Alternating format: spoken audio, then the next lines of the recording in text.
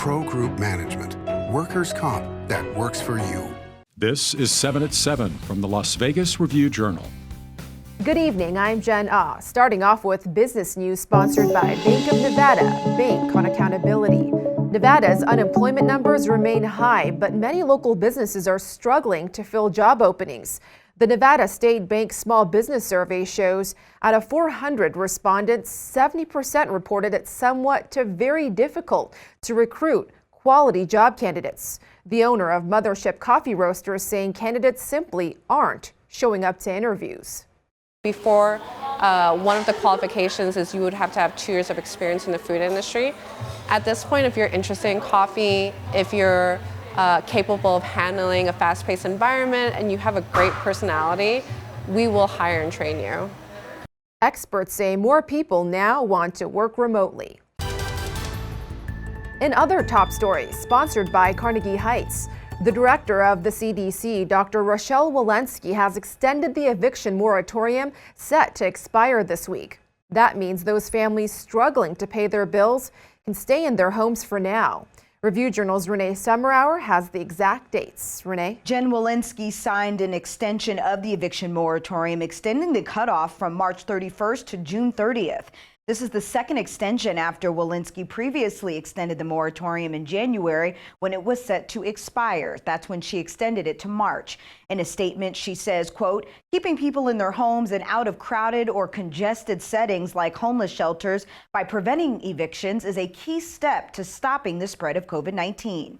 The moratorium has helped families in Nevada and other states stay in their homes following the economic crisis created by the pandemic. As you know, Las Vegas was one of the nation's largest metro cities, hardest hit by the pandemic because of its reliance on the tourism and entertainment industries.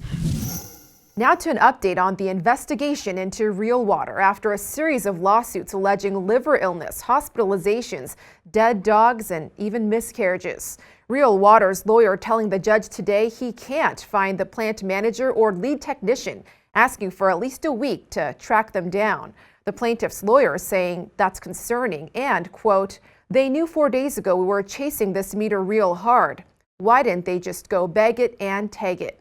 Meanwhile, the FDA says it has not been provided with the requested records from Real Water. The company's attorney saying in response, quote, anything and everything they want, we've made available to them. As expected, the judge today has requested water jugs and testing tools to be handed over to the FDA. And we're learning more about the trio accused of the Thanksgiving shooting spree that left a 22-year-old man dead.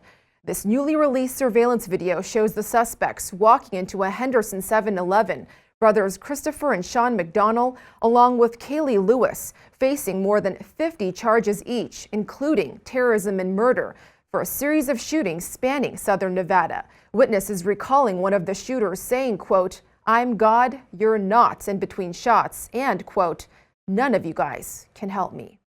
Over in North Las Vegas, police are investigating a fatal car crash that left a COVID information tent in shambles and the driver dead. It happened near West Cary Avenue and North MLK Boulevard. Police say a speeding car failed to stop at a red light, slamming into another car, then crashing into the empty tent. In your health news, here are the latest COVID numbers in our state. The number of new cases are up, but deaths and positivity rates are going down. 212 new cases and 1 additional death reported today. In total, we're now looking at more than 300,000 confirmed cases and 5,000 deaths in Nevada. On a positive note, though, Nevada is nearing another milestone. About 1/3 of all adults have received at least 1 shot of the COVID-19 vaccine. That's according to the latest state data. As you can see, more than 800,000 residents are currently vaccinated. Now to your weather, sponsored by 1 Hour Air. No matter the season, no matter the reason, 1 Hour is here for you. We're starting the week nice and warm in the 80s this Monday. Your lows for tonight reaching the mid-50s. Starting tomorrow, we'll be cooling off until the middle of the week. Temps aren't expected to go higher than the mid-70s and winds will be picking up. Looking ahead to the end of the week, though, we'll get back up to the 80s and even the 90s for the weekend. Don't forget your sunscreen because we'll have sunny skies all week.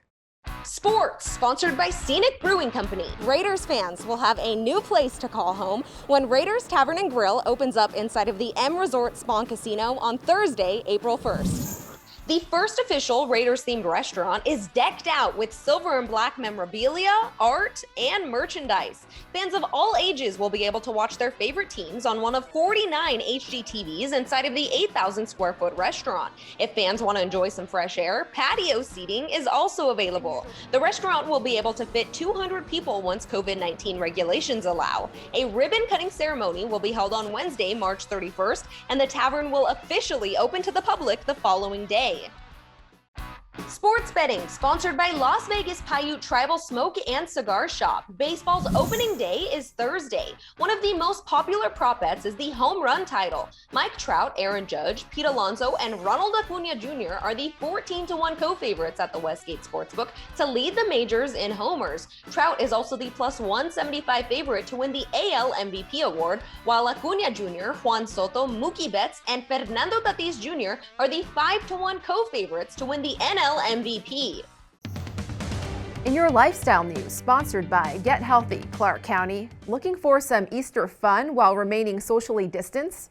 Downtown Container Park is offering a touchless Easter egg hunt and silent disco dance party this upcoming Sunday. Egg hunters have 1 hour to collect their virtual eggs while listening to live DJs through their wireless headphones. It goes from noon to 4 and includes raffles and special guests, including, of course, the Easter Bunny. In your entertainment news, sponsored by Las Vegas Motor Speedway. One band is returning to Vegas this fall. Review Journal's John Katzlamidas tells us who it is. Come sail away with me, lads.